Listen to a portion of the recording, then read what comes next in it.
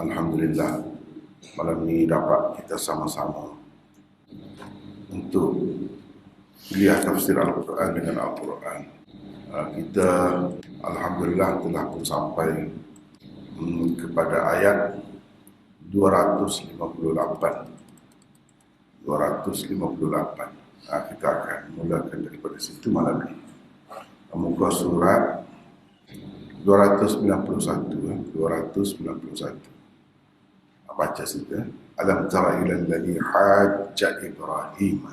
أعوذ بالله من الشيطان الرجيم ألم تر إلى الذي حاج إبراهيم في ربه أن آتاه الله الملك إذ قال إبراهيم ربي الذي يحيي ويميت قال أنا أحيي وأميت قال إبراهيم فإن الله يأتي بالشمس من المشرق فأت بها من المغرب فبهت الذي كفر والله لا يهدي القوم الظالمين. Bermaksud, tidakkah engkau pelik memikirkan wahai Muhammad tentang orang yang berhujah membantah Nabi Ibrahim dengan sombongnya mengenai Tuhannya, kerana Allah memberikan orang itu kuasa pemerintahan. Ketika Nabi Ibrahim berkata, Tuhanku ialah yang menghidupkan dan yang mematikan, ia menjawab, aku juga boleh menghidupkan dan mematikan. Nabi Ibrahim berkata lagi, sungguhnya Allah menerbitkan matahari dari timur, oleh itu terbitkanlah ia dari barat. Maka terceganglah orang yang kafir itu, lalu dia membisu. Dan ingatlah, Allah tidak akan memberikan petunjuk kepada kaum yang zalim.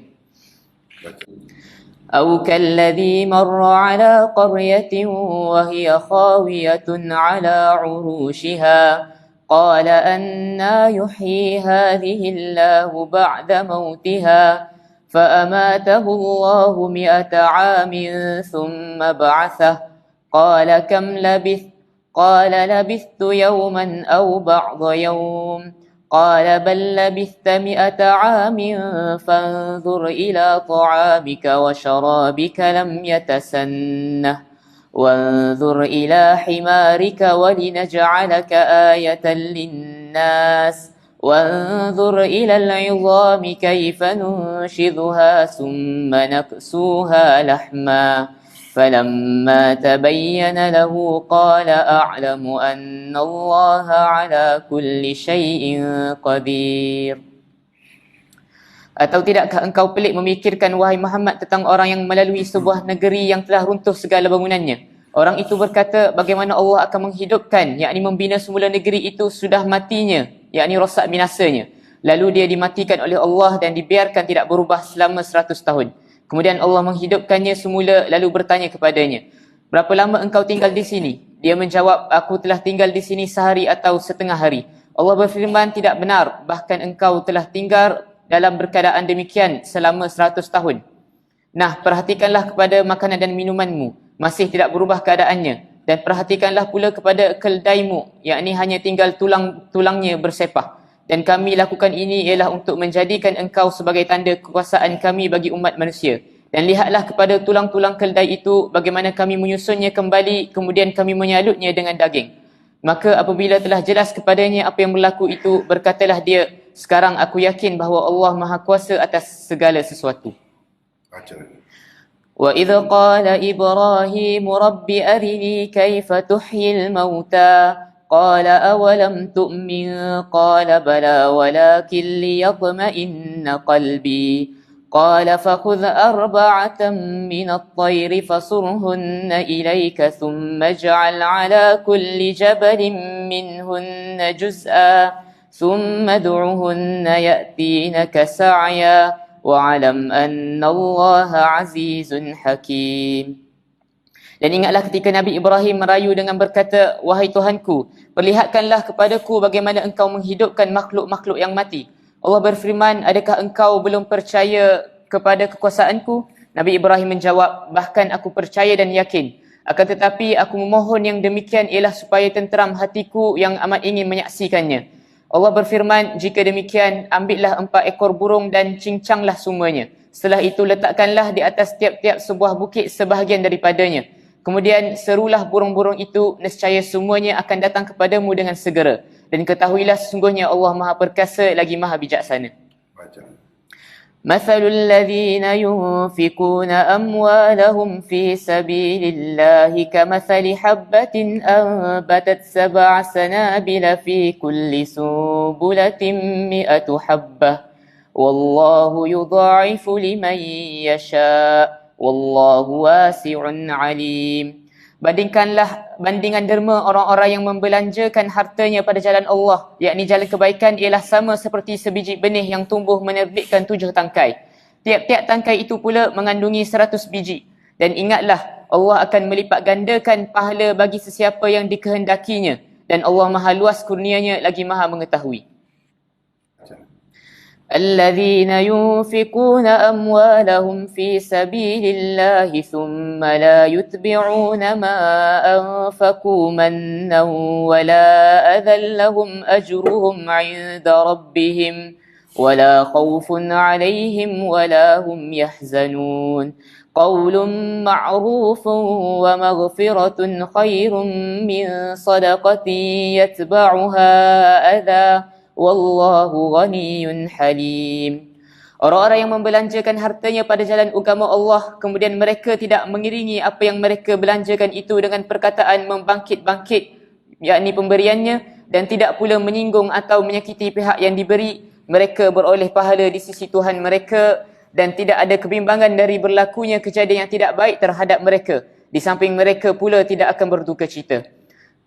Perkataan yang baik dan pemberian maaf adalah lebih baik daripada sedekah pemberian yang diiringi dengan sesuatu perbuatan atau perkataan yang menyakitkan perasaan si penerima.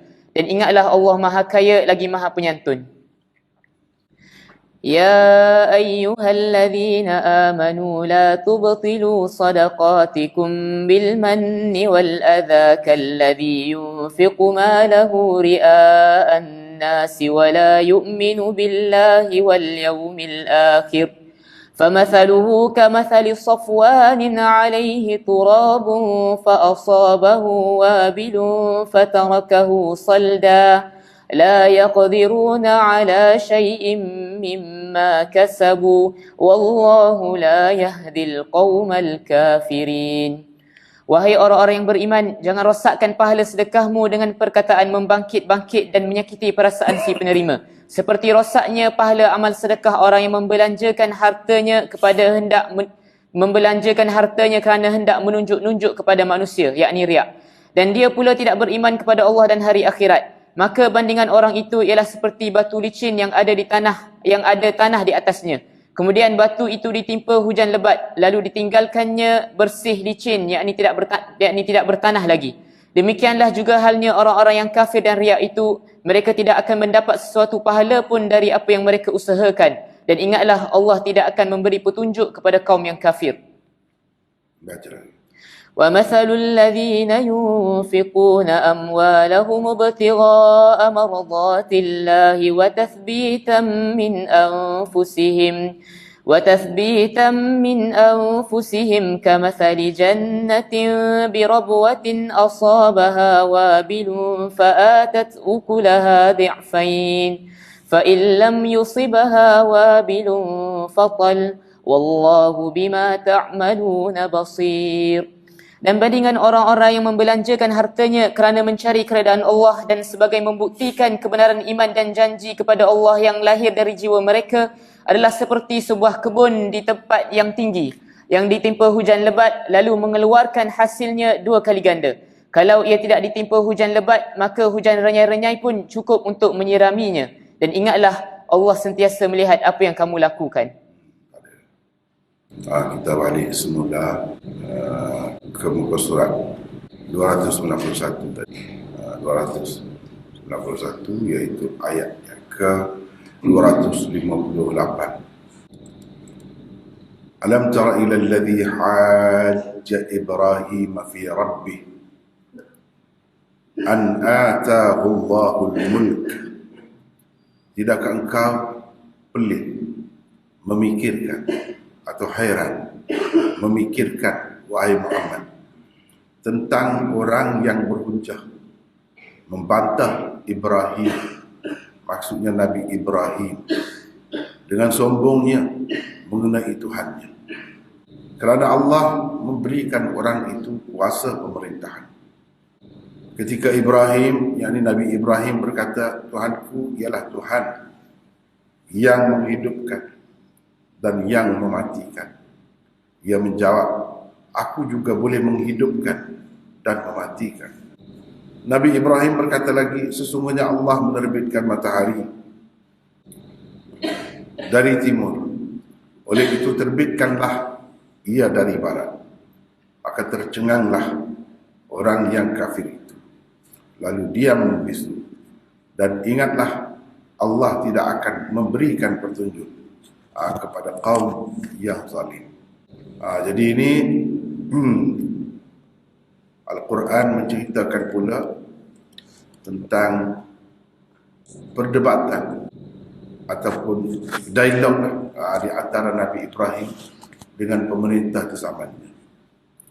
Semua perjuangan Nabi-Nabi nomor satu sekali ialah menegakkan tauhid dan menentang kesyirikan. Di zaman Nabi Ibrahim juga sama. Pihak berkuasa yang memerintah berakidah syirik. Syirik atau tidak percayakan kepada Allah yang Maha Esa. Nabi Ibrahim pula membawa ajaran tauhid daripada Allah Subhanahu Wa Taala. Nabi Ibrahim terpaksa berhadapan dengan seorang raja, bukan calon-calon orang, bukan orang biasa, tidak.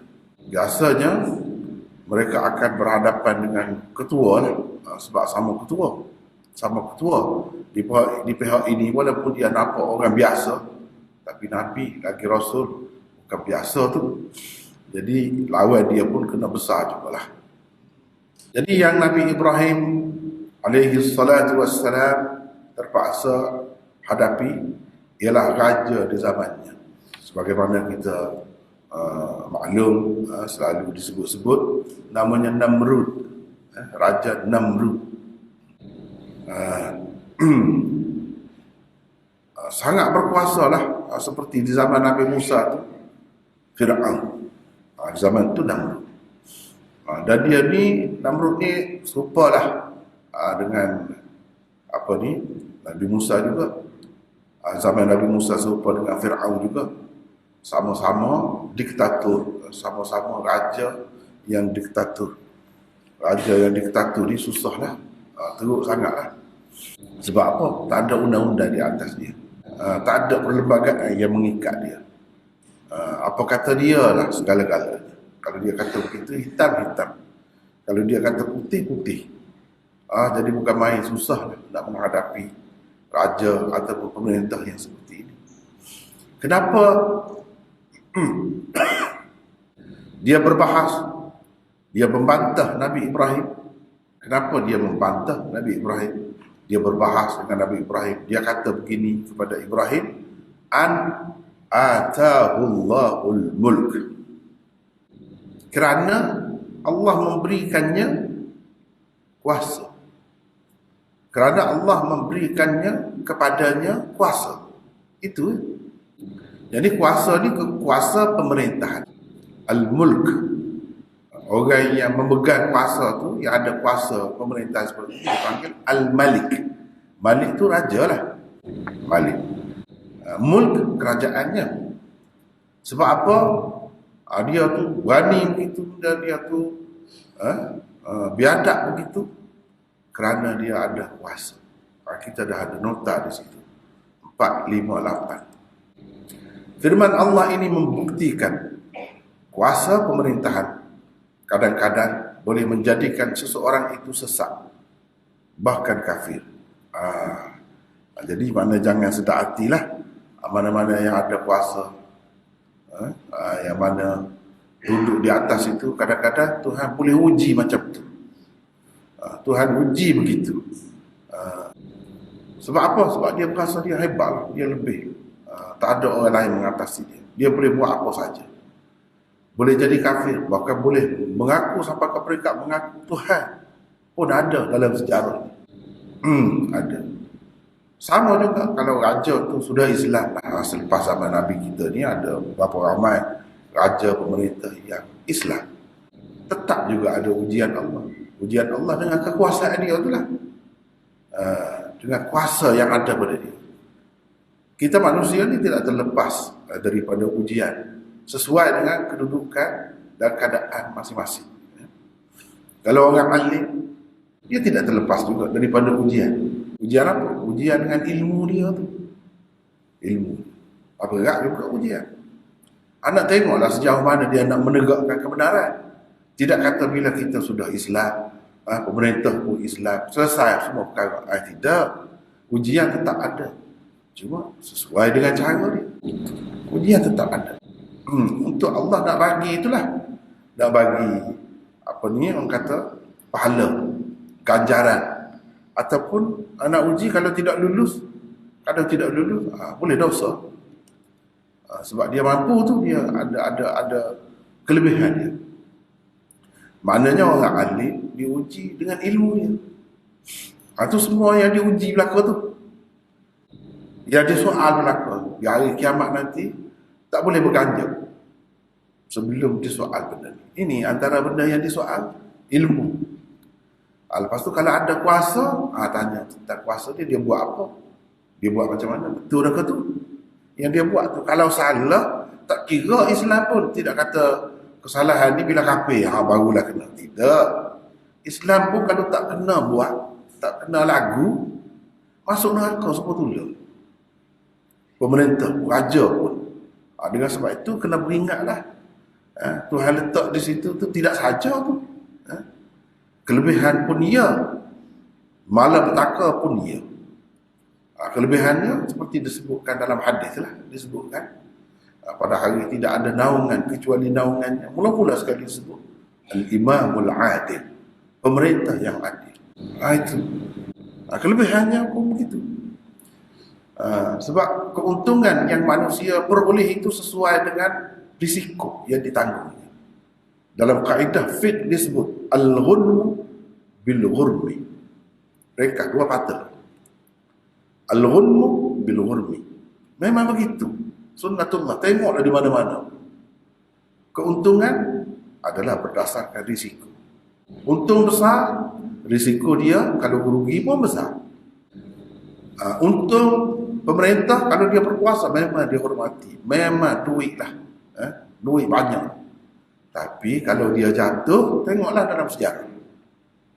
Kalau dia jatuh, orang cari, mula-mula dia cari dia lah. Bukan sekadar dia. Siapa anak perintah. Keluarga pun cari. Bukan cari saja nak bunuh. Itu benarnya. Itu risiko. Orang yang berniaga besar pun begitu juga.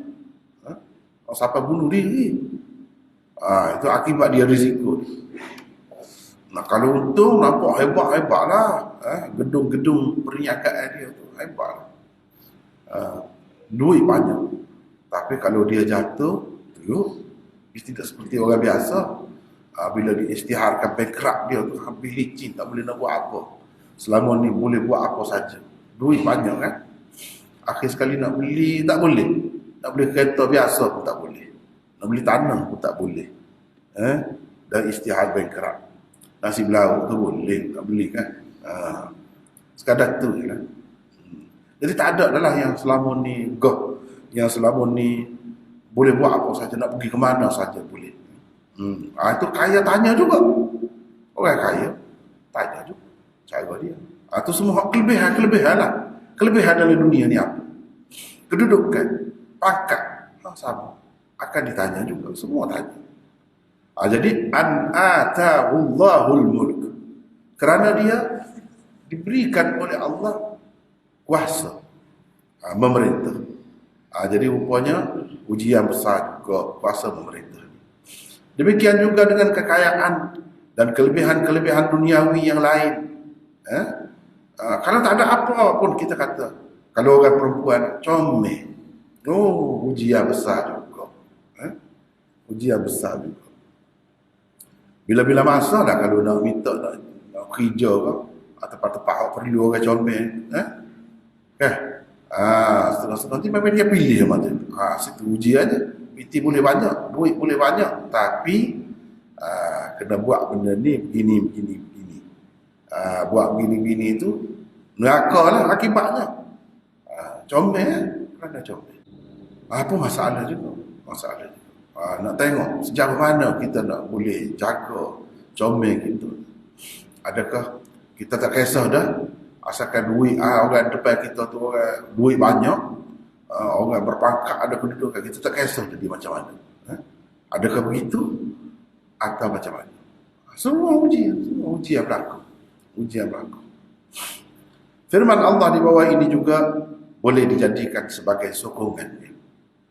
Sokongan bahawa orang tu kalau dia berasa dia cukup, dia berasa dia lebih, dia mulalah nak derhaka kepada Allah. Itu sifat manusia. Baca situ Allah berfirman, كلا إن الإنسان ليطغى أن رآه استغنى. Bermaksud, ketahuilah, sesungguhnya manusia itu benar-benar melampaui batas apabila ia melihat dirinya serba cukup. Al-Alaq ayat 6 dan 7. Ar-ra'ahu istaghna. Istaghna itu mana? Berasa cukup. Berasa cukup. Perasan pun boleh dah. Istaghna dah, perasan. Perasan kaya. Istaghna daripada ghina. Ghina itu makna dia kekayaan. Apabila seseorang itu kaya kan, dia tidak perlu kepada orang lain. Itu. Tapi Allah kata dah, wallahul ghani. Allah lah yang sebenar-benarnya kaya. Kaya sungguh. Sebab apa? Orang lain kaya pun dia perlu kepada orang lain. Hakikat kaya ni, dia tidak perlu kepada orang lain. Bahkan semua yang lain perlu kepada dia. As-Samad. Allahus Samad. Dia tidak perlu kepada sesiapa pun, apapun. Sedangkan semua yang lain memerlukan kepadanya. Itulah As-Samad. Itulah Al-Ghani yang sebenarnya. Orang kaya sebenarnya. Kalau selagi tidak begitu, kau banyak pintik, semakin nak lagu, semakin tak cukup. Itu tidak kaya lah. Istaghna boleh jadi. Dia perasa dia kaya. Dia perasa dia cukup. Sebenarnya tak cukup. Tak ada kita hidup manusia ni, tak ada cukup. Mesti memerlukan kepada orang lain. Kaya pun tak boleh buat rumah sendiri. Kena ada tukar juga. Itu perlu lah tu. Padahal kita kena habis duit kita. Nak suruh orang buat. Kaya pun kita tak pandang masuk. Contohnya, kelebihan belakang tu. Orang pandang masuk boleh jadi chef. Berapa gaji? Kelebihan belakang. Tapi dia tak pandang. Dia perlu kepada orang lain. Duit kena habis. Duit kena habis. Banyak benda lah memerlu kepada orang lain. Ya? Jadi hakikatnya kalau selagi perlu kepada orang lain, cuba tengok orang yang ada telefon rumah dia. Dia perlukah kepada orang lain nak begitu nak telefon orang lain? Zaman dulu lah. Zaman ni tidak begitu. Zaman dulu nak telefon kena pergi jawab boleh. Nak telefon kena pergi tempat telefon lah. Ataupun jiran ada ke jiran seorang sebuah kampung seorang je ada telefon kan. Jadi ada telefon dia perlu pergi cari lain. Ada dia ada telefon. Tu kaya lah tu. Kaya mana dia tak perlu. Sekurang-kurang dia ada benda tu. Dalam perkara tu dia tak perlu pada orang lain. Sekarang ni nampaknya tak perlu belakang dah kita. Public phone pun tak perlu dah. Tak ada dah seperti zaman kita bubur piti tu kan. Bubur shilling tu nak pakai cek tu kena menunggu lah. Berjujuk dah. Tak ada dah. Sebab apa? Ada tangan belakang. Kaya dah tu. Tak perlu dah pada orang lain. Tapi ada ketika je kita perlu juga. Kita perlu juga. Hilang telefon kau atau apa-apa dah. Tak perlu. Mana tak ada kata tak perlu. Tak perlu. Kita sendiri pun nak cakap kena ada telefon. Perlu lah tu. Perlu telefon tu. Kalau tak ada telefon tak boleh nak bercakap. Kaya semua tak ada telefon pun boleh. Nak sapa suara dia. Dia boleh. Gitu. Seperti Allah SWT nak menyampaikan wahyu kepada Nabi dia. Telefon. Dah. Tak perlu kepada telefon. Sapa kan tidak? Sapa juga mesej tu. Itu makna kaya tu. Kaya lah. Kalau kita dah kena telefon, kena pesan, kena mesej, kena macam-macam lah. Jadi banyak sangat bukti tidak kaya. Bukti tidak kaya perlu kepada benda lain tu lah. Nak sihat perlu pergi jamban, perlu pergi tandas. Perlu lah tu. Perlu ada tandas. Banyak benda lah perlunya. Orang perlu kepada kita pun ya juga, tapi kalau kita lebih banyak lagi perlu kepada orang lain sekeliling kita. Ya. Sebenar-sebenarnya. Jadi kalau kaya, perasan tak kaya. Sebab tu Tuhan kata, Wallahul ghani wa antumul fuqara. Aku, Allah sebenarnya kaya. Orang lain ni sesak berlaku. Terus ada rayaklah milioner, bilioner, siapa sesak, miskin. Hakikatnya. Walaupun zahirnya apa? Sebut kaya, boleh lah. Kita pun sebut kaya juga. Dalam hadis pun sebut kaya juga. Orang kaya tu kaya lah. Tapi nisbi semuanya. Yang mutlak, kaya Allah sahaja. Orang lain tak ada. Semua perlu kepada benda lain. Perlu banyak benda. Perlu kepada spek nak baca. Tak ada spek tak boleh dah. Perlu. Perlulah kena tu. Banyak benda perlu. Tak terlepas. Setiap kelip mata kita ni perlu saja. Kalau tak ada orang tolong, tak ada Tuhan tolong, tak boleh nak menaruh nyawa, tak boleh sementara je. Mati selalu. Jadi istighna tu ada, istighna, perasaan kaya. Dia berasa diri dia serba cukup. Dia berasa tak ada siapa boleh hukum dia. Dia lah yang paling tinggi. Ada kuasa paling besar dalam negara tu. Inilah yang berlaku pada Namrud ni. Sehingga jadi lupa kepada Tuhan. Lawan pula orang yang bawa ajaran Allah. Orang yang bawa kebenaran itu dia lawan. Memang sifat manusia itu benar-benar melampaui batas atau derhaka. Manusia akan derhaka bila dia merasa dia cukup. Itu satu penyakit. Penyakit manusia. La yatgha maknanya melampaui batas. Derhaka. Akan jadi telajak manusia. Bila dia begitu. Dengan sebab itu, sama-sama manusia ni dia kena merendah diri. Kena sedar diri dia. Kena sedar. Nak sedar diri dia, tengok tadi lah. Tadi semua tu boleh sedar diri. Kita tidak berasa kita cukup. Bahkan kita berasa, banyak benda. Kita ni perlu kepada orang lain. Di mana kayanya kita? Kaya duit je lah. Kalau begitu kan. Bilanya banyak, tak habis nak bilan. Tapi hakikatnya banyak lagi. Perlu itu, perlu ini. Kadang-kadang tidak bahagia pun. Sudah boleh buat belakang dah, boleh beli, boleh belakang dah. Kena bunuh diri lagi. Kalau tidak tak berlaku begitulah. Sebab miskin pada hakikatnya. Jadi salah satu perkara ujian Allah yang boleh menyebabkan manusia ni sesat, bahkan kafir, ialah kuasa. Itu kuasa yang disebutkan di sini, kuasa. Ketika Nabi Ibrahim berkata, Tuhanku ialah yang menghidupkan dan yang mematikan. Jadi duduk bahas dengan dia lah. Nabi Ibrahim nak seru dia. Jadi di sini menunjukkan, ayat ini menunjukkan agama ni, akidah ni tidak diperlukan oleh orang biasa, orang miskin, orang bawahan. Tidak. Daripada bawah sampai ke raja pun perlu terikat dengan orang panggil agama itu. Terikat. Dia akidah dia kena betul. Semua daripada bawah sampai ke atas. Tak boleh tak betul. Salah tak boleh. Tak selamat semuanya. Dan ajaran Nabi-Nabi ni itu yang pertama. Benda lain tu kemudian. Nak merintah dengan cara nak makmurkan negara macam mana, nak suruh rakyat suka macam mana, itu kemudian. Nombor satu sekali akidah. Itulah perjuangan Nabi-Nabi. Kalau dia menghadapi sesiapa pun, itulah yang dia bawa. Dia kata macamlah Namrud ni tak sedar benda tu. Padahal bila-bila masa sama-sama pun kita kata tengok sama orang hidup orang mati tu kan. Ini baru beranda. Kita tengok sama. Tapi kita tak mikir. Selalu dengar, selalu tengok orang mati. Hari ni mati dah. Sampai satu peringkat manusia ni tak ada dah dalam kampung dia, di tempat ni, kecuali dia apa ni tu. Orang lain mati dah. Saya dia sebaya dengan dia tak ada semua. Tak tengok apanya macam tu. Tak ada habis dah.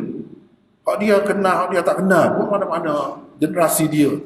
Tinggal dia seorang. Kadang-kadang dalam hidup ni. Kalau tidak ni mati dulu lagi. Ada berlaku begitu. Sehingga kita boleh sebut dalam kampung ni, dia lah paling tua sekali. Jadi mana hak sebaya dengan dia tu, keluarga dia, kampung dia, tak ada. Tak ada. Siapa begitu? Tapi kok mana-mana pun mati juga. Jadi mana orang-orang seperti itu, ramai dah lah dia tengok orang mati je. Faham mati ni bukan manusia saja.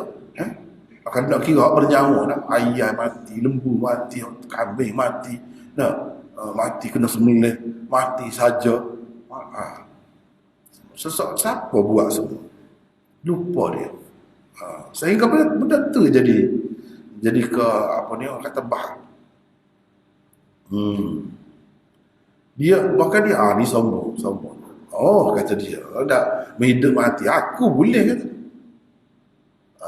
Dalam cerita Israeliat kan, dia panggil dua orang. Seorang tu dia suruh bunuh saja. Aku mati dengan perintah mati. Seorang lagi sebab aku tidak perintahkan suruh bunuh dia hidup. Aku boleh menghidupkan, mematikan. Begitu.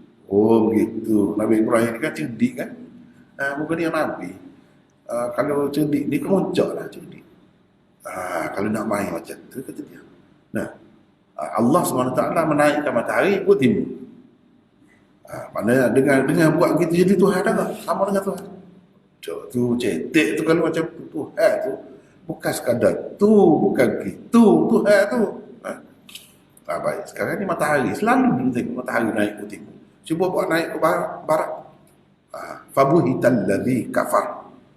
Tercengang-cenganglah bila dikatakan begitu kepada dia. Tak boleh nak buat lah. Tak nampak lagi kuasa Tuhan. Gitulah. Mudah. Dua je. Dua lekok pun kata. Selekok dia kata gitu. Oh, pun dia kata gitu. Selekok lagi. Rebah dah. Tak boleh lagi dah hujah. Hujah kafir ni terlalu cetek. Terlalu cetek. Jadi Tuhan boleh buat naik matahari ikut timur. Kalau kamu betul Tuhan, mana kira-kira mengaku Tuhan lah. Kamu buat naik ke barat. Tak boleh. Bila tak boleh, itu menunjukkan tak betul lah, itu mengarut lah. Jadi orang ramai yang percaya ni macam mana? Fikirlah. Tuhan ni bukan macam tu sifatnya. Lepas tu kalau ada kuasa, lepas tu tengok sebelum dia tu, ayah dia tak ada ayah kau. Ayah duduk mana? Mati dah. Siapa yang beri nyawa kepada ayah? Jadi dapat kuasa begitu. Tak fikir. Kalau fikir dia tak jadi gitulah. Kalau fikir dia tak jadi gitu. Maka tercenganglah orang yang kafir itu. Lalu membisu. Tapi dia tak boleh jawab iyalah. Lepas tu dia buat perancangan lain pula. Tak mau terima ni, tak mau mikir. Buat kau kita kata Tuhan hanya nak beri kepada dia tu kelebihan. Kalau katalah kelebihan lah dunia saja. Ada orang yang dapat kelebihan dunia saja, akhirat tak ada bahagiannya. Apa makna nak hidup gitu? Bahkan di akhirat besok mana kena seksa berpanjangan. Tak ada makna juga kalau macam tu. Baik jadi orang biasa. Jadi ingatlah Allah tidak akan memberi petunjuk kepada kaum yang zalim. Jadi orang-orang ni jadi kafir ke kepala ke apa ni. Sebab dia ada perangan dia. Kalau perangan lagu tu Allah SWT tak akan bagi petunjuk. Kalau kita ada masalah lah, kemuskilan lah, tak faham lah kehidupan ni, tak percaya kepada Tuhan sekalipun, tapi kalau hati kita ikhlas, kita minta dalam hati kecil, minta biar Tuhan tunjuk, merendah diri, orang tu akan dapat petunjuk. Akhirnya akan dapat petunjuk. Tuhan tidak buat nyaya. Tuhan akan bagi petunjuk. Tapi yang sampai mati ni tak dapat petunjuk ni, dia perangai macam ni. Dia memang tak mahu terima kebenaran. Pakai kepala. Sebab kalau terima kebenaran, dia tak boleh lah nak buat sewena-wena sesuka hati dia, nak memerintah sesuka hati dia. Tak boleh. Wajahadu biha wastaiqanatha anfusuhum zulman wa uluwa. Ni kafir macam ni. Dia tolak ajaran agama, ajaran nabi-nabi, sedangkan dia yakin itu benar, itu betul tu. Dia ada macam tu. Kenapa dia tak mahu terima juga? Zulman. Untuk buat zalim, untuk melakukan kezaliman. Kalau dia ikut ajaran Nabi ajar tak boleh buat nyanyi. Tak boleh buat zalim. Jadi sedangkan dia nak buat, dia tahu macam mana cara kezaliman itu. Dia tahu. Kesian kepada orang miskin, ambil riba. Asal dia berhutang sikit ya. Siapa berganda-ganda lebih daripada hak asal. Relax kan. Dia hak dia. Jadi tidakkah teraniaya orang miskin, ada tak kira? Kalau ikut ajaran Nabi tak boleh makan riba contohnya. Jadi dia tidak boleh menganiaya manusia. Walaupun dia kata dia tidak buat anyaya, dia tolong orang. Tolong zahir. Sepintas lalu nampak hakikatnya menganiaya. Menganiaya. Asalnya hutang 3,000, akhirnya riba naik sampai 30,000. Tak boleh nak bayar. Bukan tak boleh bayar asal tu, hak pokok tu dah. Sebab riba tadi lah. Dan dia tidak berasa buat nyaya. Sebenarnya dia pun tahu nyaya. Kalau macam ni tak boleh. Tapi kalau merendah diri, kalau memang suka menolong, suka begitu gini, tidak. Allah SWT akan buka pintu hati dia kepada sampai masa dia akan adalah sebab. Gitu. Jadi wa'uluwan, dan untuk kedudukan yang tinggi, nak jaga kedudukan. Kalau ikut ni jadi duduk bawah orang. Duduk bawah orang kan. Padahal Nabi nak Allah SWT nak lantik manusia ni tidak lantik macam mana. Ayah tu tak ayah walaupun dia tidak Nabi. Ayah mulia kerana ayah dia. Tetap mulia. Tetapi anak dia tu raja tu, anak dia tu Perdana Menteri tu, anak dia tu presiden tu. Lebih tu anak dia dari sudut lain. Dia tu ayah lah kepada anak dia dari satu segi. Tapi dia tu ayah kepada presiden tu. Dia lebih, dia tak mahu. Macam tu pun tak mahu. Jadi duduk bawah orang tak mahu. Sedangkan kita tengok dalam dunia ni, tak apa macam tu, apa masalahnya. Berapa ramai presiden dalam dunia, ayah dia tidak presiden pun. Tapi dia tak mahu. Sebab apa? Ada rendah juga. Ada orang yang macam tu. Ada orang yang macam tu. Kalau macam tu, Allah SWT tak akan bagi petunjuk kepada orang yang zalim, kepada orang yang nak jaga kedudukan dia. Cuma tengoklah dalam sejarah mana-mana tak masuk Islam tu Tuhan tak bagi petunjuk tu macam tu perangai dia. Macam tu. Kerana nak jaga kedudukan, nak jaga nama, nak jaga, itu bahaya semua. Ujian berlaku tu. Nak jaga nama, nak jaga kedudukan, nak jaga pangkat, takut hilang dan sebagainya. Ini semua bahaya. Boleh menyebabkan seseorang manusia tu tak dapat petunjuk.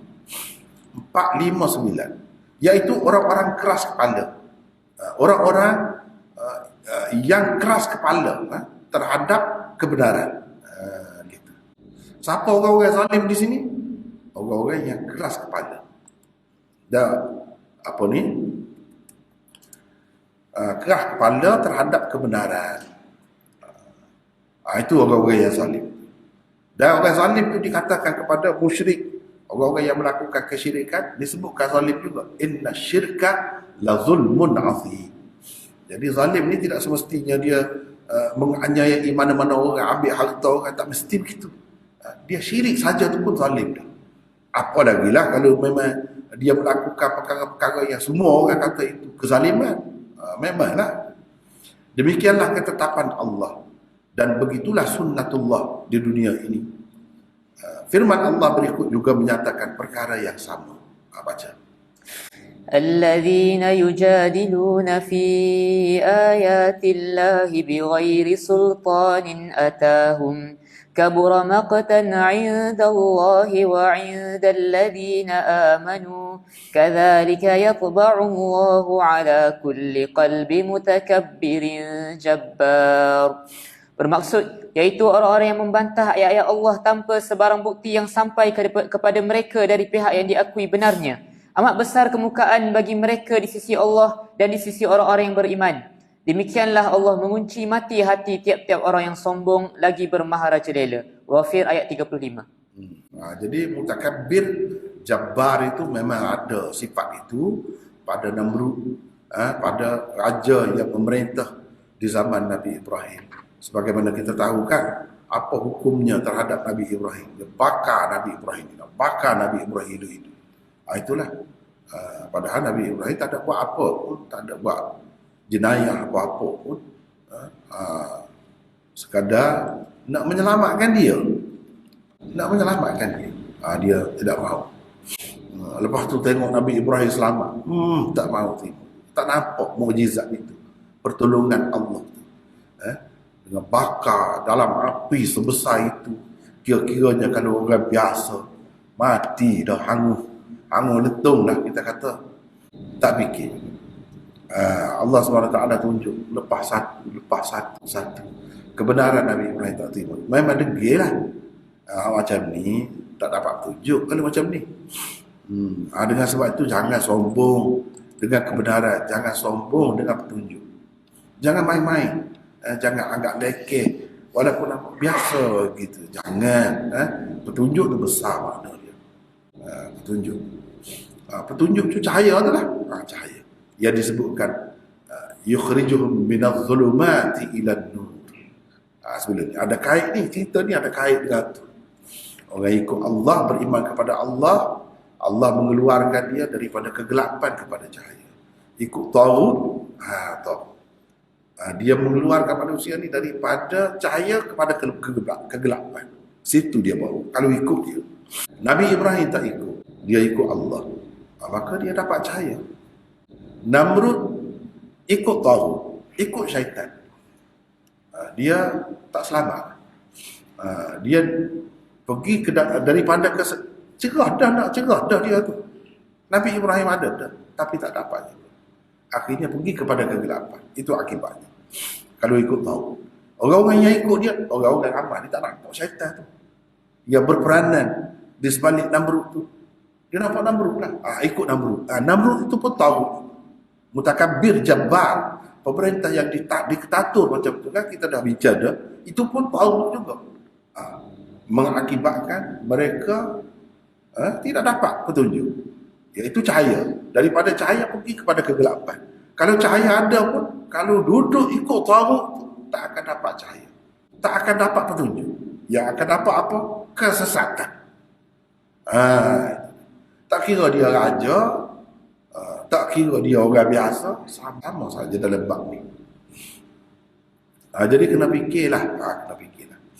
Kemudian ayat seterusnya 259, au kalladhi marra ala qaryatin wa hiya khawiyatun ala urushiha, dan seterusnya. Atau tidakkah engkau pelik memikirkan, wahai Muhammad, tentang orang yang melalui sebuah negeri yang telah runtuh segala bangunannya.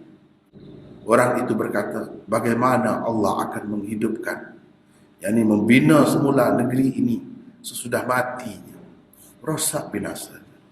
Lalu dia dimatikan oleh Allah dan dibiarkan tidak berubah selama 100 tahun.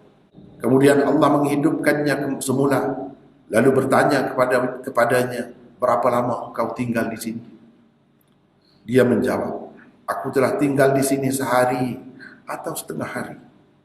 Allah berfirman, tidak benar, bahkan engkau telah tinggal, yakni dalam keadaan ni selama 100 tahun.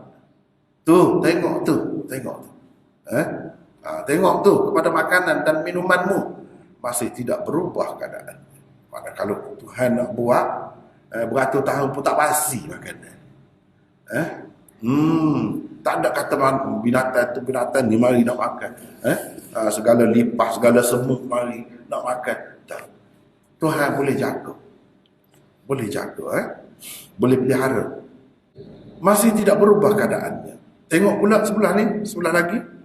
Perhatikan pula kepada keledaimu, hanya tinggal tulang-tulangnya bersepah. Kalau Tuhan nak biarkan, duduk situ-situ. Itu hancur lebur. Tinggal tulang-tulang. Dan kami lakukan ini ialah untuk menjadikan engkau sebagai tanda. Sendiri itu sebagai tanda kekuasaan kami bagi umat manusia. Dan lihatlah kepada tulang-tulang keledai itu, bagaimana kami menyusunnya kembali. Kamu kan duduk muskil kan? Sebelum kamu mati, sebelum kamu dimatikan, duduk muskil. Macam mana lah hancur macam ni, habis lagi. Jadi pada jarak, pada terkukur dah kita kata. Seperti setengah-tengah tempat di Palestin sekarang ni kan. Ada dah, rata dah. Hancur lebur. Bangunan semua runtuh. Ini macam mana nak kalau macam ni? Dan lihatlah kepada tulang rusuk. Bagaimana kami menyusunnya kembali. Kemudian kami menyalutnya dengan daging. Depan-depan mata dia. Dia hidup dulu. Mata tengok. Tulang. Bangun. Bangun duduk cegak dah keledai dia.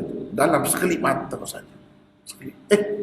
Tadi tulang belulang. Tiba-tiba bangun. Nak tunjuk. Nak tunjuk. Kalau Tuhan tak bagi rusak. Tak nak bagi rusak apa-apa, tak rusak. Mu sendiri tu tak rusak apa-apa. Tidak terjejas. Tidak kata bangun tu jadi umur 200 tahun dah bongkok dia jadi. Tua tu. Dah apa dulu. Sebab masa mati dulu. Tak berapa. Tak sakit, tak apa. Tak sedar. Macam tidur je. Macam tidur je mati ni. Kalau macam tu senang kan. Tapi ya ke begitu. Banyak persoalan pula lah. Banyak ceritanya pula lah. Baik dalam Quran, dalam hadis. Tidak semuanya begitu. Jadi maka apabila telah jelas kepadanya apa yang berlaku itu, berkatalah dia, sekarang aku yakin bahwa Allah Maha Kuasa atas segala sesuatu. Jadi kalau mengikut riwayatnya, ini cerita-cerita zaman dahulu, banyak riwayat Israiliyat lah. Jadi riwayat yang sahihnya tak disebut siapa orang ni. Sebab dalam riwayat-riwayat yang sahih ni kan ajaran Nabi kita tak penting siapa, yang pentingnya telah berlaku benda macam ni. Tapi dalam riwayat yang tidak sahih ada sebut ini Uzair, Nabi Uzair.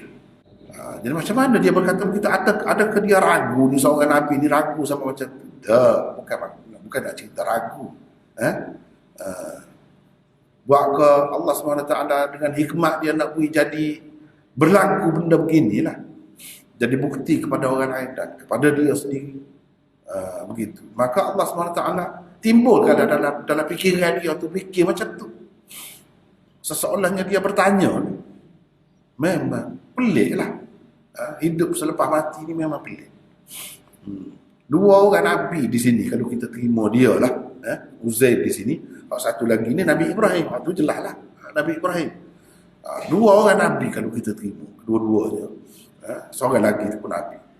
Maknanya ada meminta kepada Allah supaya Allah buktikan, tunjukkan kepada dia. Ataupun berasa heran yang menyebabkan Allah bui benda ni berlaku di hadapan dia tengok sendiri. Padahal kedua-duanya tentu sekali dan Nabi tidak akan ragu. Jadi kemuskilan ataupun pertanyaan, permintaan seperti itu tu berlaku untuk Allah SWT memang nak tunjuk dah. Cuma nak bagi ada sebab. Nak bagi ada sebab. Nak bagi ada sebab. Nak bagi cukup syarat. Jadi begitulah dia. Kalau kita tengok dalam dunia ni kan, begitulah. Kadang-kadang hancur, lebur. Macam mana? Kalau kita fikir dunia, dia boleh pula membangun. Orang bangun, sekejap bangun. Jadi penuh dengan bangunan pula. Kita kata Gaza lah sekarang ni. Kita kata Gaza tu hancur lebur. Tapi kalau manusia boleh. Tapi yang mati dah tu macam mana? Tak boleh bangkit dah.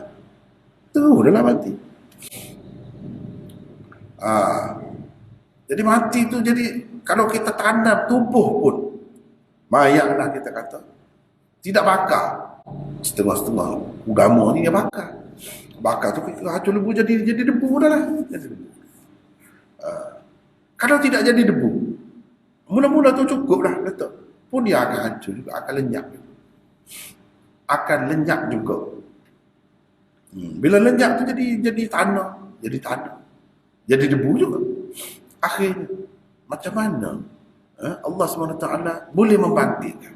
Kalau bangunan tadi boleh bina sebulan tu manusia pun boleh buat. Manusia lain lah yang sudah mati dah tu tak ada, habis cerita lah sekat tu lah. Tapi Allah SWT nak bangkitkan semua. Macam mana? Jadi sesoalnya Allah SWT gerakkan fikiran dia atau hati dia untuk bertanya begitu. Dan tentu sekali dia tidak ragu. Kalau ragu pun tak boleh benda macam ni. Tak boleh. Sebab akidah ni percaya kepada kebangkitan. Bangkit selepas mati ni akidah. Kita orang biasa ni, kita kena percaya begitu. Nabi-Nabi lebih-lebih lagi lah. Yakin. Sebab itulah dalam ayat satu lagi, Allah SWT tanya Nabi Ibrahim. Supaya kita tidak berkata. Kita tidak berkata apa? Dia tak percaya ke? Dia tidak beriman ke? Dia ragu ke? Qala awalam tu'min. Nabi Ibrahim dah jawab dah. Qala bala walakin liyatma'inna qalbi. Nabi Ibrahim dah jawab dah. Mu tak percaya ke? Percaya Nabi Ibrahim, tapi supaya lebih tenang hati. Mana ada perkara-perkara dalam kehidupan ni, kita ni bila kita tengok, bila kita mengalami, kita lebih yakin. Keyakinan tu ada dah dalam hati tu. Dan kita minta perkara seperti ini, tidak salah. Itu nak cerita. Tidak salah. Untuk menenangkan hati kita sendiri, ya, boleh kita minta. Ada orang minta macam-macam manusia ni kan, minta macam-macam. Kalau Allah SWT tunjukkan kebesaran dia, nampak tu. Jadi yang pertama ni, kalau kita tak terima dia sebagai Nabi pun, sebagai orang biasa, boleh. Sebab tidak disebut di sini. Mu tak percaya ke? Percaya ke? Tidak percaya ke? Allah SWT akan buat benda ni. Kalau Allah SWT nak buat, orang kafir pun dia boleh buat. Dia boleh hidupkan balik. Tidak nanti orang Islam menghidupkan balik ni, bukan suatu keistimewaan. Bukan satu keistimewaan. Hidup balik. Lepas tu, kalau hidup balik masuk neraka, apa kelebihannya? Tak ada kelebihan. Hidup 2 kali pun.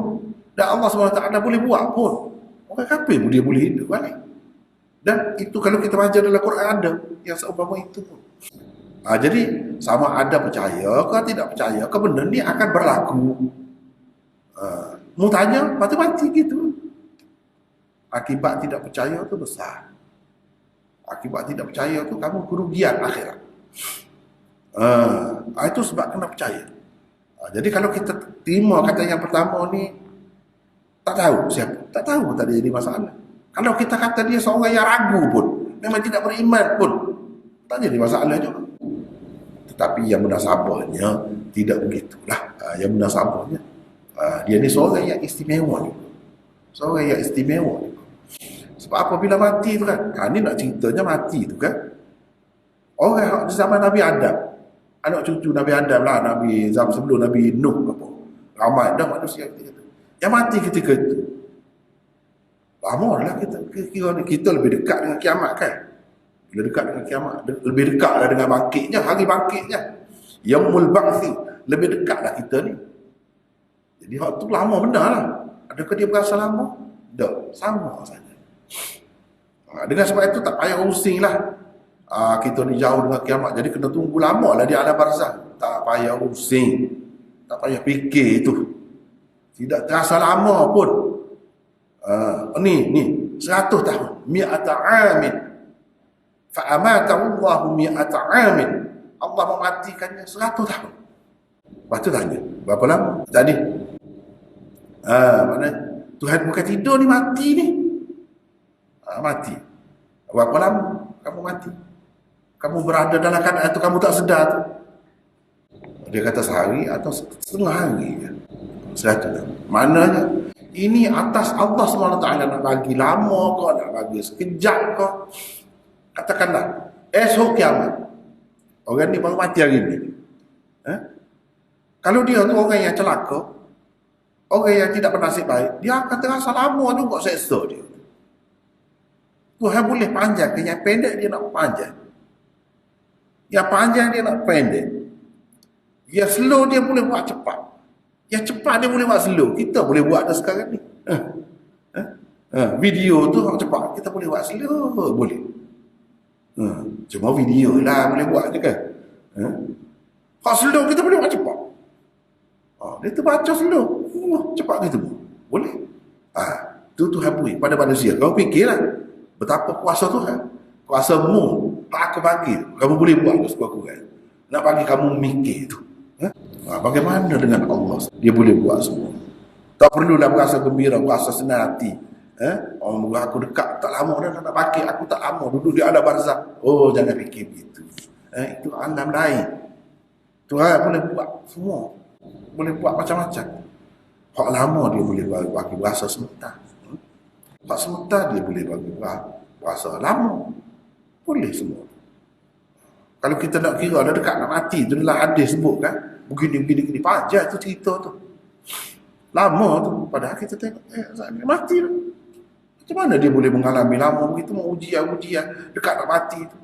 Sakit seksa begitu begini atau nikmat mari bercakap tu slow ya. Malaikat tu mari tu bau wangi mari. Macam mana dia boleh buat? Itu dalam masa sekejap tu. Sekejap kan. Selagi dia khabar tu, dia hidup tu. Tak lagi tu. Dalam masa sekejap. Boleh mengalami benda macam itu. Allah SWT boleh buat semua. Dan mati dia nampak tak ada berasa apa pun. Tak ada pula mengalami semasa tu dia kena seksa kau, dia kena suka kau. Ni tak macam tidur je. Kepada setengah-setengah orang, sebab tu kita kata yang sesuai ni bukan orang tidak molek ni. Orang baik ni kalau Nabi pun sesuai. Kalau Nabi pun sesuai. Jadi kalau kita kena mati tak ada rasa apa, macam tidur gitu. Berapa lama? Sekerat hari. Sehari ataupun sekerat hari. Tak ada pula dia sebutkan di sini seksa kau ataupun gembira suka kau, tidak. Sebab ini mati ada maksud dia. Bukan mati sebenar lagi. Tapi Tuhan sebut mati, kita kena kata mati lah. Kita tidak kata koma, tak. Bukan koma. Memang orang dalam koma tu kan kita tak berasa apa, ada juga orang ada pengalaman koma tu kan. Dia macam mimpi lagi, dia nampak ni jumpa macam-macam lagi dia. Bila dia sedar tu dia boleh cerita pula. Setengah-setengah tu tak tahu apa, dia tak sedar pun. Macam tidur tanpa apa-apa mimpi. Allah SWT boleh buat semua tu. Allah SWT boleh menghancurkan. Kalau dia nak hancurkan, boleh hancur. Kalau Allah SWT tidak nak hancurkan, cuba tengok, dia tidak hancur. Dan kalau Nabi kan, apa dia? Allah SWT haramkan kepada bumi ni ajsadal anbiya. Allah SWT haramkan kepada bumi ni makan tubuh Nabi. Lama pun duduk dalam tanah. Molek-molek gitu. Kalau kita ambil kira tu, maknanya tak berubah lah. Zahir dia tu tak berubah. Mana kalau rambut hitam-hitam situ, bangkit tu pun begitu. Tidak kata bangkit tu dalam keadaan tu gogoh. Ada jadi sekejap lah. Allah SWT atas Tuhan ni lah. Kita Nabi ke, kita tidak Nabi ke, kita benda biasa je. Makanan ni kalau Tuhan tidak bagi hancur, tak hancur. Kalau kita tengok dalam dunia ni, kalau tempat salji tu memang lambat hancur lah. Kalau tempat panas tu banyak hancur. Gitulah sebab zahir tu. Zahir tu setengah tu je lah. Tetapi dia akan hancur juga.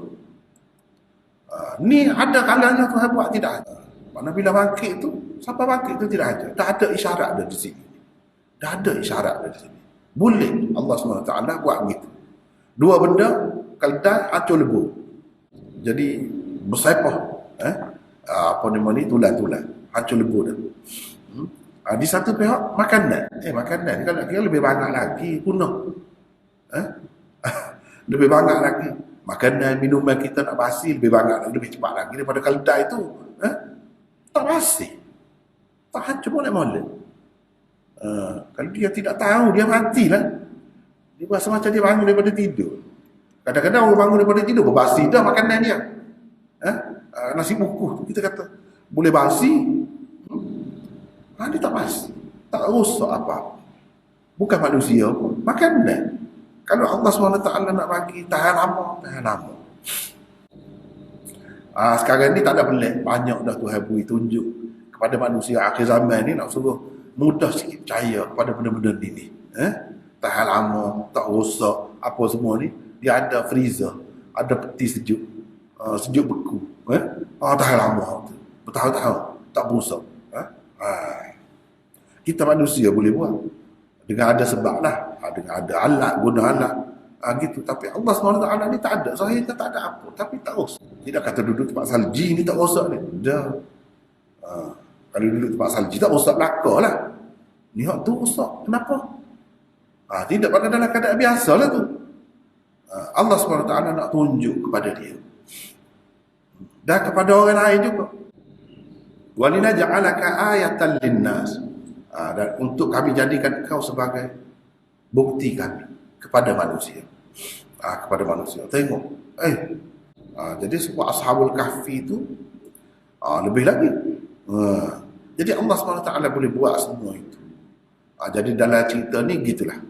Akhir sekali dia kuncinya Allah SWT itu maha berkuasa atas segala sesuatu. Atas setiap benda dia berkuasa. Bila dia berkuasa tu kan, atau kuasa dia tu kan, boleh apa tak dia? Dia nak rosak boleh, dia tak bagi rosak pun boleh. Dia tak bagi berasa apa-apa pun boleh. Dia nak bagi berasa dalam masa yang dekat tu banyak pun boleh, semua boleh. Itu kuasa. Lepas tu Nabi Ibrahim pula, cerita Nabi Ibrahim.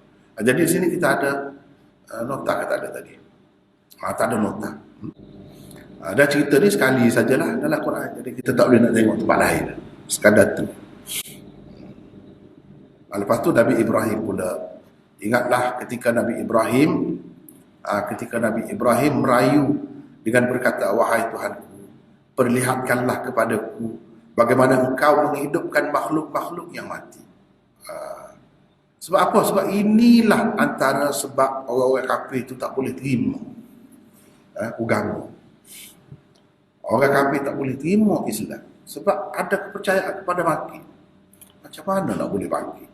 Jadi sebab itulah hikmah Tuhan menghendaki berlaku beberapa kali benda-benda macam ni, dan berlaku kepada nabi-nabi, antaranya Nabi Ibrahim. Jadi sehingga kan Nabi Ibrahim itu bertanya. Jadi tanya tu orang kata gerak geri Allah SWT, hati dia tu nak buat gitu supaya benda ni berlaku. Adakah engkau belum percaya kepada kekuasaanku? Nabi Ibrahim menjawab, bahkan aku percaya, yakin dah. Akan tetapi aku memohon yang demikian ialah supaya tenteram hatiku yang amat ingin menyaksikan. Nak tengok macam mana. Maknanya kan benda-benda ni kan, benda keajaiban dalam kehidupan kita ni, kalau Allah SWT nak bagi tengok pada kita kan, boleh tengok. Mudah saja. Boleh tengok. Dia tak bagi bukan bermakna tak ada. Ada orang tak pernah bertemu dengan syaitan, tak pernah bertemu dengan hantu sepanjang hayat, sampai mati tak pernah bertemu. Duk dengar cerita sampai mati. Tapi syaitan ada ke tak ada? Hantu, kita panggil hantu, ada ke tak? Ada. Walaupun kita tak pernah tengok. Tapi kalau Tuhan nak bagi tengok, nak bagi nampak, mudah. Nampak, memang benda ada pun. Kalau dia nak bagi nampak saja. Dan itu bukan suatu kelebihan pun, nampak tu benda-benda gitu. Kalaulah suatu kelebihan, mestilah orang-orang yang lebih tu diperlihatkan. Tak ada, bukan satu kelebihan. Orang gila pun boleh nampak tu. Jadi kalau macam tu lebih dia daripada kita. Sebab dia suka. Kita, apa sebab dia suka? Dia nampak benda, kita tak nampak. Lucu lagi dia. Orang gila. Di situ lebih dia. Sebab dia nampak. Sebagaimana lebih kucing nampak tengah malam. Kita bagi tak nampak. Walaupun ada mata, ada ketika dia, ada keadaan dia, baru nampak. Di situ lebihlah dia. Tapi kelebihan kau sebenarnya. Orang gila tu lebih kena sebab tu. Tak ada lebih, tak ada siapa kata lebih tu. Ya kau tidak tu. Dia nampak takut ada halusinasi saja. Boleh jadi semua. Boleh jadi sungguh. Boleh jadi sungguh. Begitulah keadaan. Jadi minta dia tak jadi masalah. Dan minta benda macam ni bukan berarti orang itu tidak percaya. Contohnya Nabi Ibrahim. Kalau kita sudah yakin tak perlulah minta-minta tu, tak perlu. Nak buat apa tengok neraka. Cukup dah tu. Dah Tuhan dah cerita dah cukup. Nak buat apa tengok syurga. Tak perlu. Dah tahu dah kan. Tuhan nak uji kita dengan perkara gaib. Jadi perkara gaib jadi tidak gaib lagi lah kalau kita tahu nampak semua. Dan kalau nampak semua jadi macam mana? Terganggu juga kita. Jadi hikmah Allah SWT nak bagi kita ni hidup dengan keadaan macam ni, menghadapi ujian dia dengan cukup syarat lah kita kata. Tak ada gangguan luar. Tak ada gangguan luar. Dia tak bagi nampak benda-benda tu bagus lah. Mujur lah kita tak nampak. Kalau yang nampak hatu tu, besar kita semua menakutkan kita, tak jadi kerja. Nak pergi berniaga pun tak boleh. Tepuh kursi. Tiba-tiba, mari. Lepas tu jatuh parik lah, masuk dan gaul lah, macam-macam. Tidak kata berganggu. Tak bagi nampak tu rahmat Allah. Duduk situ, tak sedar minta lah. Tak payah tengok benda tu. Kalau tengok takut, takut. Orang tengok, Tuhan tunjuk. Nampak orang dalam kubur diseksa, anak barzah. Tak boleh buat kerja. Tak ada kerja, takut semacam. Tu kita manusia ni lemah sangat. Tak salah dia berlagak. Tak salah berlagak. Tuhan tak boleh nampak, alhamdulillah. Tak payah nampak pun. Bukan meningkatkan iman kita pun. Benda-benda tu tak ada, tak perlu. Tak perlu. Kalau dapat syurga, boleh jadi. Tak usah nikah pula dah. Semua tak sedap bagi dunia. Boleh jadi gitu. Boleh jadi gitu. Nampak comel. Semua nampak udah berlaku dunia. Berat juga kalau macam tu. Sedangkan Tuhan nak uji kita ni dalam keadaan biasa. Ada keluarga, macam mana kamu dengan keluarga kamu. Kamu dengan anak isteri kamu. Tuhan nak uji kita.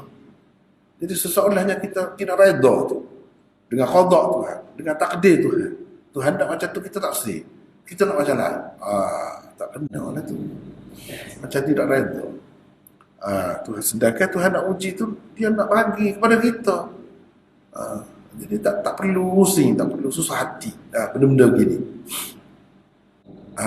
Tapi maknanya kalau seseorang itu minta, bolehkah Allah SWT banyak bagi? Tuhan bagi kadang-kadang kalau kita minta. Kalau saya tak si minta. Benda-benda gini nak tengok hatu ke, nak tengok orang dalam kubur tak payah, kita percaya tu. Percaya tu cukup. Kalau kita tengok, mungkin kita tengok tak berat, ada lagi yang lebih berat. Kita nak macam mana? Kita rasa itu paling berat. Kalau kita tengok nikmat, itu paling tinggi tu. Boleh jadi tunjuk tu sebahagian, banyak lagi yang lain. Itu alam lain, tak perlu kita susah-susah. Tak perlu nak fikir. Kita dah beriman kan cukup. Cuma kepada orang yang belum beriman, perlulah benda-benda macam ni. Nak bagi orang lain tu memikir. Macam mana Allah SWT boleh buat? Allah SWT Maha berkuasa, boleh tengok. Jika demikian, mana Tuhan tidak larang, Tuhan tidak marah. Tuhan tidak kata apalah kamu ni begini. Dah. Seorang Nabi minta macam ni. Dah. Kalau macam tu, ambil 4 ekor burung. Cincanglah semuanya. Setelah itu letakkanlah di atas tiap-tiap sebuah bukit sebahagian daripada. Campurlah gaul. Tak tahu mana dah. Letak atas bukit ni sebahagian, atas bukit ni sebahagian, atas bukit ni sebahagian. Lepas tu panggil burung. Seru. Nescaya semuanya akan datang kepadamu dengan segera. Bukan kerana kamu seru tu, kerana kehendak aku. Kerana kehendak aku, kerana kuasa aku. Bila saja kamu seru, memang aku nak macam tu. Jadi tengoklah. Tengok. Macam ni. Jadi duduk mana pun, duduk dalam perut ikan ke, duduk dalam perut binatang buas ke. Hancur lebu jadi debu, orang tak tahu mana dah. Allah SWT boleh kumpulkan semula. Dua contoh jadi. Inilah kepercayaan kepada kebangkitan. Hari bangkit tu, cuma ni tidak hari bangkit dalam dunia. Seorang yang berlaku. Satu peristiwa berlaku. Di sini satu peristiwa setelah beberapa ratus tahun berlaku satu peristiwa gitu. Tapi dia akan ada hari bangkit di mana manusia semua sekaligus bangkit. Kita soal pula bangkit di mana, macam mana. Memang tak sampai kita nak fikir. Tak sampai kita nak fikir. Ni lemah tak boleh nak fikir ni. Kena terima sajalah. Terima saja. Lepas tu, dan ketahuilah sesungguhnya Allah Maha Perkasa. Lagi Maha Bijaksana. Dia tahulah macam mana. Dia buat gini, kenapa dia buat gini, kenapa dia tahu. Dia Maha Perkasa. Tak ada siapa boleh halang. Kalau dia nak begitu, dia akan berlakulah begitu. Tak ada siapa boleh sekat. 460. Kisah orang yang berhujah membantah Nabi Ibrahim dengan sombongnya mengenai Tuhannya yang tersebut pada ayat ke-258 adalah contoh Yani tamsilan bagi orang-orang kafir yang taghut adalah penolong-penolong mereka. Itulah. Ini kaitan ayat ni dengan ayat sebelum ni. Walladzina kafaru awliya'uhumut taghut yukhrijunahum minan nuri ila dhulumat. Ayat sebelum ni kan kita dah baca dah selepas ayat kursi tu. Ini contoh.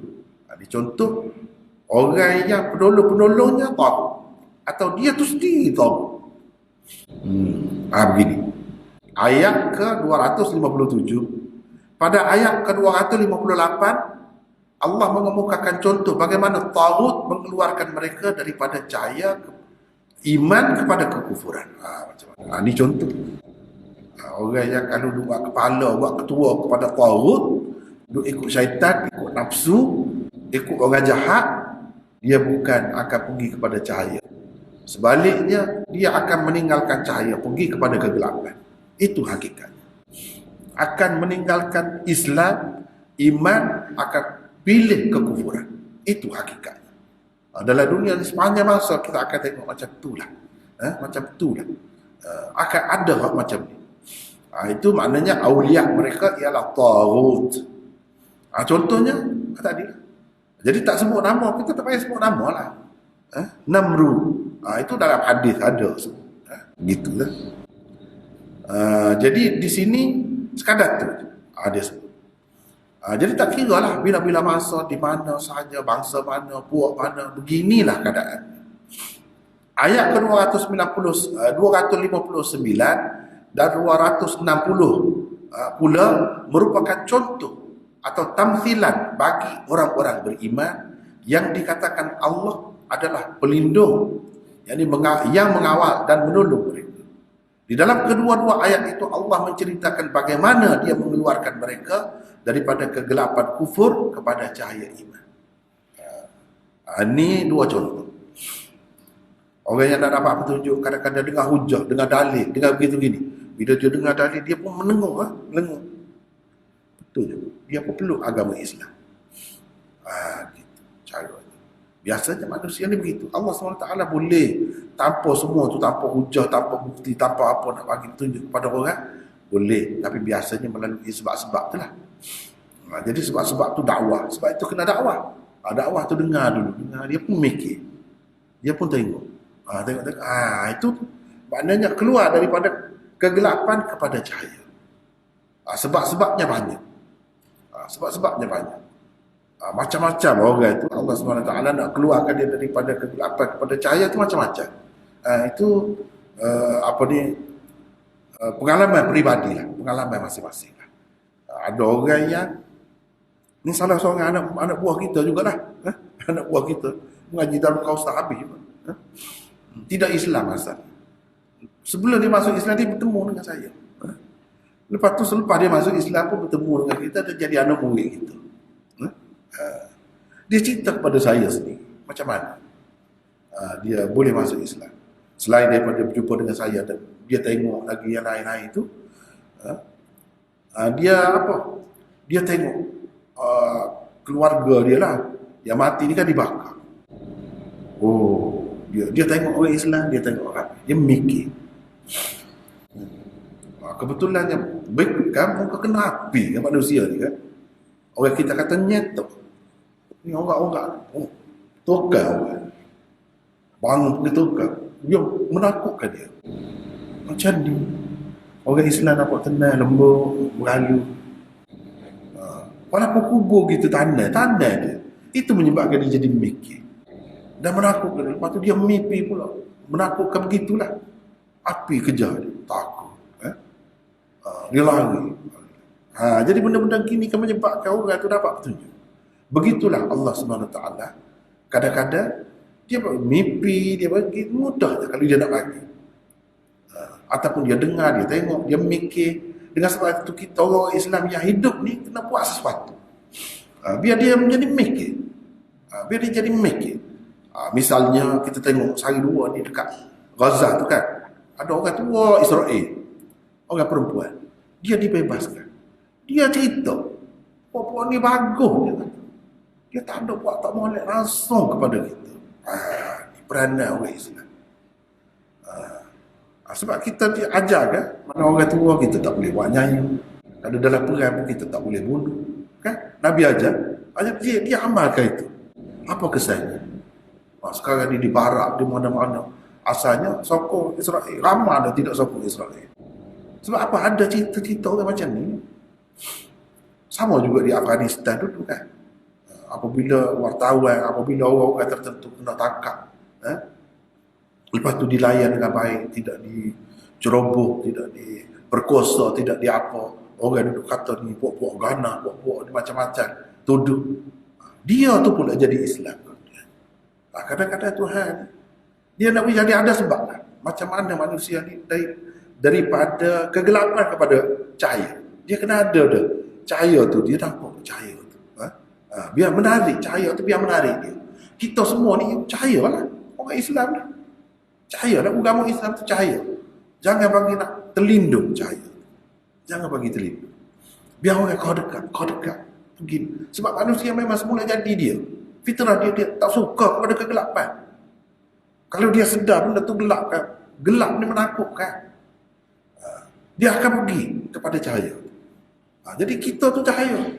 Jangan pula cahaya tapi tidak menarik. Ada lindung pula. Begitu. Barulah nampak tadi macam mana keluar daripada kegelapan kepada cahaya. Keluar daripada kekufuran kepada iman. Baru nampak. Bila kita setiap orang Islam itu mengamalkan Islam dalam keadaan masing-masing, dalam perang, tidak dalam perang, masing-masing lah. Gitu. Sebab kita dah tengok dah, orang kafir ni macam mana. Dia bawa orang daripada cahaya kepada kekufuran macam mana. Gini cara dia. Dia ada kuasa, dia paksa kan. Jadi bawa dia ikut dia. Ikut pun macam mana. Tuhan uji tu. Kita yang lemah orang biasa ni pun. Sehingga di zaman Fir'aun tu kan. Dalam Quran sendiri sebut. Dia beriman tapi dia sembunyikan iman dia. Sembunyi. Macam-macam cara. Itu pengalaman sepanjang masa ada untuk kita pelajari. Nak jaga cahaya tu kadang-kadang kena sembunyi begitu. Tapi dalam hati ada cahaya. Wa qala rajulun mu'minun min ali fir'aun yaktumu imanahu, menyembunyikan imannya. Dia tu daripada keluarga Fir'aun tapi memeluk agama Islam sejak. Tapi dia berperanan sikit sebanyak. Adakah patut kita nak bunuh satu orang?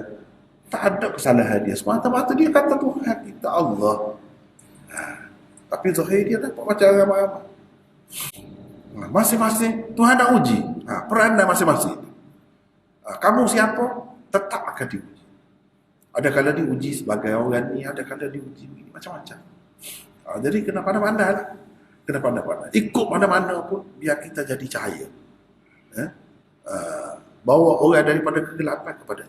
Tak boleh buat apa, kita cuba selamatkan orang yang beriman itu. Macam tadi. Dia terpaksa kena duduk situ. Kalau dia tidak duduk situ, orang lain duduk situ lagi teruk. Ada kalanya begitu. Kita kena pegang jawatan. Kalau kita tak pegang, kita bukan suka sangat. Itu ujian Tuhan lah tu. Sebab apa? Banyak tak betul juga. Tapi kalau kita tidak duduk situ lagi teruk orang lain. Kita tahu, kita tanya diri kita. Itu sebab iman kena ada, ilmu kena ada. Tanya di situ. Aku ni betul ke ni? Kalau boleh kau orang lain duduk sini lagi teruk. Baik kita duduk situ. Contohnya tadi dalam Quran ada. Dalam Quran ada. Waqala rajulun mu'minun min ali fir'aun yaktumu imanahu ataqtuluna rajulan an yaqula rabbi Allah. Jadi dia berperanan juga dengan cara dia.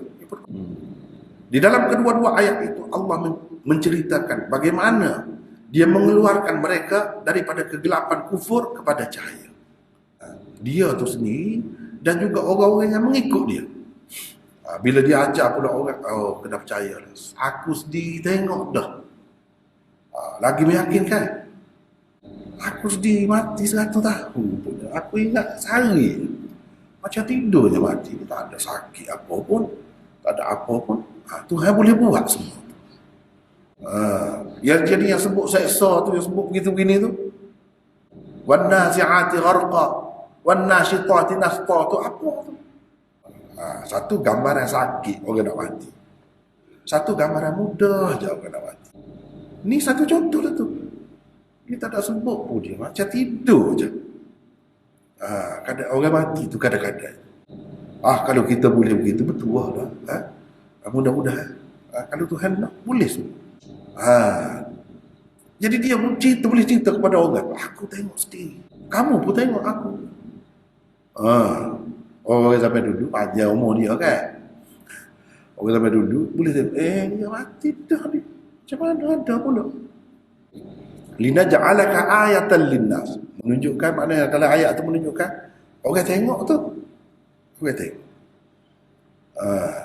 Kalau tidak, kalau seorang dia cerita, apa maknanya? Dapat kamu cerita betul ke tidak? Ni orang tengok tu. Sebab itu disebut gitu dalam ayat ni. Lepas tu kita kata orang tengok. Macam mana 100 tahun? Kalau kita sampai sekarang ni memang orang umur 60, 50 pun mati dah kan? Nak cari orang umur 100 tahun payah orang sampai dulu. Dia lama hidup. Jadi tengok dia mati, tengok dia duduk dalam keadaan gitu hancur kamu. Lepas tu dia masih hidup lagi. Ramai boleh berlaku pada masa tu. Tidak boleh. Tidak boleh. Jadi tengok tu dengan mata kepala tengok. Jadi bila tengok, tahulah. Inilah kepercayaan kepada kebangkitan. Lebih meyakinkanlah dia nak cerita kepada orang tu. Orang ni kalau tengok. Tapi kepada Nabi-Nabi ni tentu sebenarnya sama saja. Sama saja. Cuma berlaku ni ada hikmah Allah di sebaliknya. Seperti berlaku kepada Nabi Adam lah. Dengan Hawa isterinya. Dah Tuhan larang dia. Larang dia. Kenapa langgar juga? Pergi makan juga. Tuhan larang. La taqrabah hadhihi syajarah. Jangan dekat pokok ni. Usah ke makan. Dekat pun tak boleh dah. Pergi. Bukan setakat tak pergi. Ni makan. Ada hikmah Allah di sebalik. Jadi dia lupa. Walaqad ahidna ila Adam min qablu fanasiya. Kami dah berjanji dah, cerita dah kepada Adam dulu, tapi dia terlupa. Masa jenis manusia ni sifat pelupa. Dia lupa. Jadi kira-kira tidak salah lah, tidak sengaja. Tidak sengaja. Tapi semua tu berlaku dengan hikmah Allah. Nak bagi kita ni nak amal-amal bagi dalam dunia ni untuk masuk syurga. Kalau tidak tak ada dapat, tak ada peluang nak masuk syurganya. Zuriat manusia dah tak mari dalam dunia. Ada zuriat macam mana? Jadi nak bagi ada tu hikmah Tuhan. Dia bui jadi Nabi Adam tu terlupa. Jadi di sini pun gitulah sebenarnya maksud lain lebih banyak. Kalau nak kira seorang Nabi, dia dah percaya dah, dia mengaku dah. Bala walakin liyatma'inna qalbi. Dia percaya, percaya dah. Jadi untuk dia dan juga untuk orang-orang lain.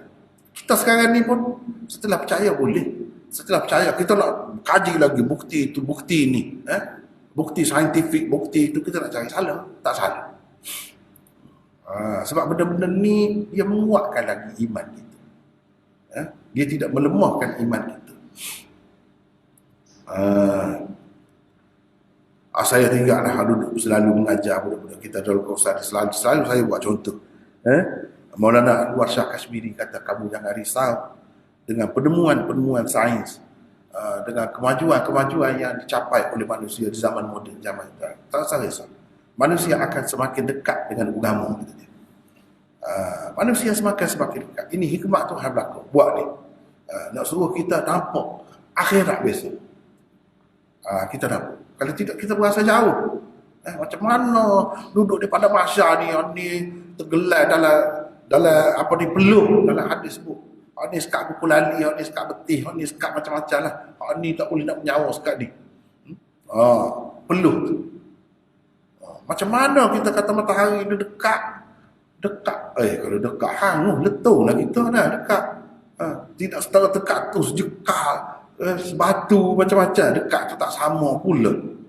Macam mana nak faham benda ni? Semua orang gitu ke? Tidak. Tidak pula. Nak faham tu sekarang ni lah.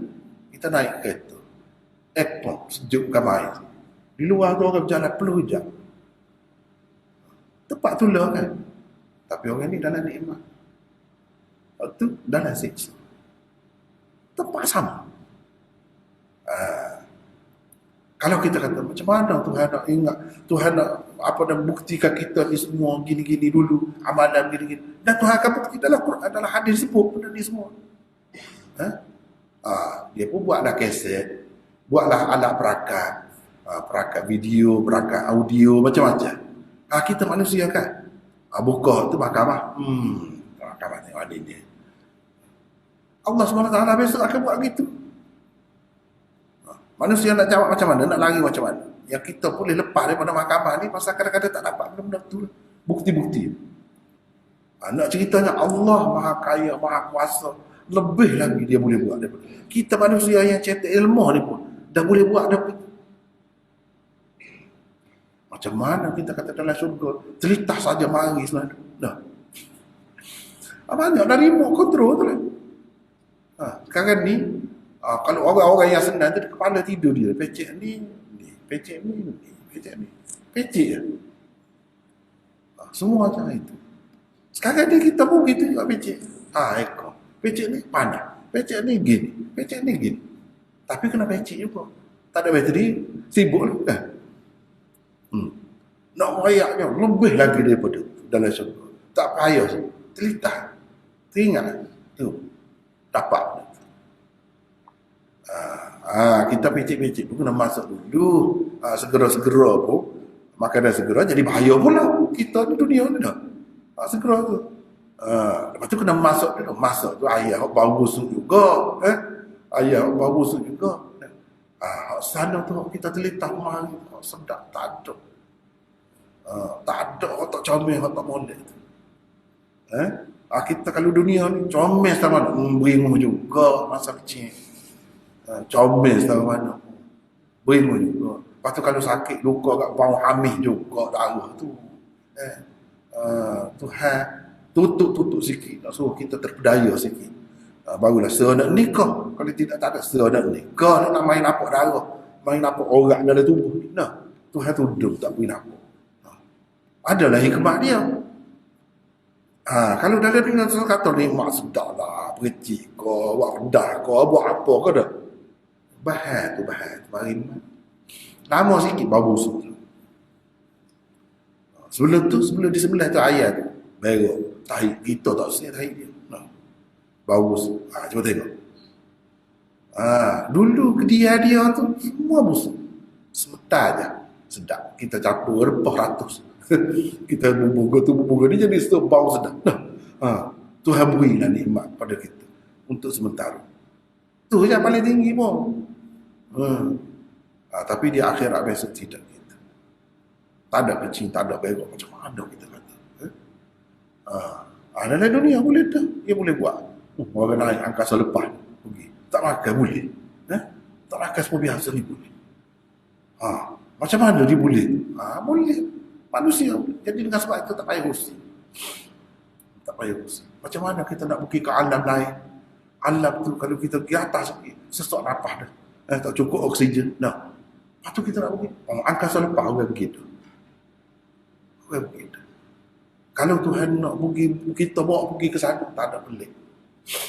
Tak ada pakai gapo-gapo pun boleh pergi. Boleh masuk syurga. Padahal syurga tu atas 7 tanah langit lagi nak pergi kan? Kita kata Tuhan Maha Kuasa, dia boleh bawa pergi kita sana. Tak ada boleh. Kalau duduk situ kan senang. Benda-benda ni semua ni berlaku ni kita boleh tengok. Semua bukti-bukti. Nak menunjukkan Tuhan tu Maha Adil. Kita nak macam mana keadilan dalam dunia sebab manusia ni ilmu dia tidak merangkumi, tidak mencakupi. Dia tak tahu banyak perkara. Dengan sebab ada mahkamah pun nak dah keadilan tak dapat adil juga kadang-kadang. Sebab tu tak sudah juga dia kena ada mahkamah akhirat. Nak dapat keadilan kena ada mahkamah akhirat. Mahkamah akhirat itu cukup. Padahal Allah SWT Maha tahu. Tapi tidak. Dia tunjuk dengan kalau kita kata dalam video, gambar boleh tengok. Kita duduk curi. Tu orang tak nampak. Semua pakat tengok. Dalam hadis sebut duduklah ceruk mana pun nampak belakang. Duduklah ceruk mana pun dengar lah. Macam mana kita kata? Kita sekarang duduk dalam rumah pun nampak tu. Nampak belakang. Tunjuk. Padahal duduk dalam rumah masing-masing. Boleh nampak. Itu kita manusia. Boleh buat kan? Boleh dengar. dengan adanya kemajuan. Dengan adanya inilah kemajuan sekarang. Tu semua tu nak suruh kita mikir tu. Nak suruh kita mikir hidup selepas mati. Alam akhirat ni macam mana. Jadi sekarang ni bukti itu sudah terkumpul. Kita sebut saja je. Kamu boleh percaya manusia boleh buat. Boleh buat. Boleh nampak. Masuk saja dalam kawasan kita nampak lalu orang ni masuk. Dia buka pintu kereta dia. Berapa orang dia mari nampak. Kita biasa je ada CCTV di rumah. Kita duduk luar negara nampak lagi di rumah kita. Siapa dia mari. Tuhan manusia buat. Ada boleh. Duduk mana boleh nampak. Jadi hak Tuhan kata hak dalam hadis sebut tu boleh nampak duduk mana. Nampak sekali, jelas sekali. Tak ada pelik. Tak percaya lagi. Kalau orang zaman dulu mungkinlah duduk muskil banyak, muskil macam mana. Orang zaman sekarang ni Tuhan beri banyak dah. Cukup dah tu. Sebenarnya kalau tak percaya kepada hari kemudian, macam mana Tuhan siapkan untuk keadilan dia, terlaksananya keadilan dia, cukup, lengkap. Tak boleh nak lagi, tak boleh nak lagi. Kita zaman sekarang ni kalau tak ada CCTV, orang boleh ambil CCTV sebelah rumah dia. Boleh dapat juga orang ni mari ke mana. Boleh tak? Kita manusia. Boleh susul juga, boleh ingat juga. Kalau Tuhan. Kalau Tuhan. Al-yawma nakhtimu ala afwahihim wa tukallimuna aydihim wa arjuluhum. Dalam Quran sebut kan. Qaji mulut yang tak boleh kecek sesa. Hak lain semua kecek kulit, bulu roma kita kecek, tangan kita, kaki kita semua cakap. Kita gerak dah kuku ni. Kuku mari balik. Ketika tahun sekian-sekian, selepas tahun tu tak ada dah saya. Ni saya ni ketika dia buat benda baik, saya ada dekat dia. Nak kata tak adil lagu mana Tuhan. Maha adil. Maha adil. Sebab dia boleh buat mari semua. Lemah kita. Jadi kalau dia hukum nak masuk neraka, nak masuk syurga, memang tepat. Tak ada salah dah. Tidak seperti dalam dunia ni. Kadang-kadang orang tidak bersalah masuk jail, orang tidak bersalah kena hukum bunuh. Nasib baiklah ada hidup lagi selepas mati. Kalau tidak habis itulah. Itu untungnya percaya kepada hari kemudian. Kalau tidak nyaya lah kita kata. Dia tidak bersalah. Tiba-tiba begitu. Mati sekata. Tapi percaya kepada hari kemudian ni, itu makna. Itu sebenarnya sementara saja. Yang hidup sebenarnya selepas. Kamu kena bunuh, tidak dapat keadilan dalam dunia, kamu akan dapat keadilan juga. Di sisi Allah, itu hak kekal. Okay? Macam mana tidak tenang jiwa kalau macam tu. Panjang dah ni, nampak kayanya. Sekat tu dulu lah. Sekat tu lah dulu. Untuk malam ni. Kita ada nota 460. 460. Baca dah. Jadi kita setakat tu lah dulu malam ni. Wallahu a'lam. Wa akhirul da'wana. Alhamdulillah.